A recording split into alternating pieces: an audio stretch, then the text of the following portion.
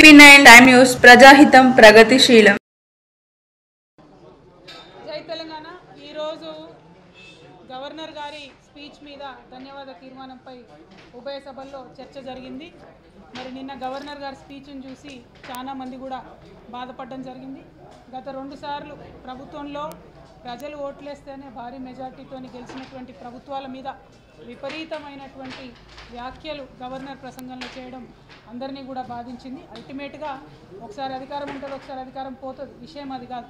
కాకపోతే ఎప్పుడు ఏ ప్రభుత్వాలు ఎన్నుకోబడినా కూడా అవి ప్రజల చేతనే ఎన్నుకోబడతాయి. కాబట్టి ప్రజల చేత ఎన్నుకోబడినటువంటి ప్రభుత్వాలను నిరంకుశ ప్రభుత్వాలుగా, నిర్బంధ ప్రభుత్వాలుగా రకరకాలుగా దూషించేటటువంటి ప్రయత్నం గవర్నర్ ప్రసంగంలో జరిగింది. అందరం కూడా అభ్యంతరం తీసుకున్నాం.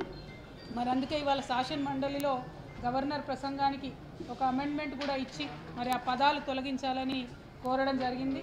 ఎందుకంటే అది గవర్నమెంట్ని నిర్వచించేటటువంటి క్రమంలో తెలంగాణ ప్రజల యొక్క మ్యాండేట్ని అవమానపరిచినట్టుగా ఉంది. కాబట్టి ఆ అమెండ్మెంట్ని ఇవ్వడం జరిగింది.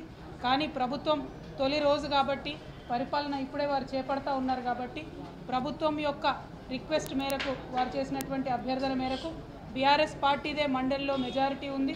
మేము గట్టిగా అనుకుంటే ఓటింగ్లో అమెండ్మెంట్ తీసుకొని రావచ్చు కౌన్సిల్లో.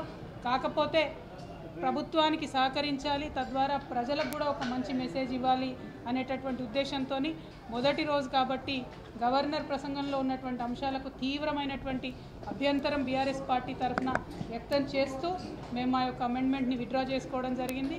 అయినప్పటికీ ఆ స్ఫూర్తిని ప్రభుత్వం కూడా కొనసాగించాలని, ఎంతసేపు గడిచిపోయిన కాలంలో జరిగిన తప్పులను అనడం కాకుండా చేయాల్సినటువంటి పనులేంటి, ఎట్లా పనుల్ని అమలు చేస్తారనేటటువంటి విషయాల్ని, తెలంగాణ రాష్ట్ర ప్రగతిని ఎలా సాధిస్తారనేటటువంటి రోడ్ మ్యాప్ని ప్రజలకు చెప్పి చక్కగా పరిపాలన కొనసాగించాలని చెప్పి మేము డిమాండ్ చేస్తూ ఉన్నాం.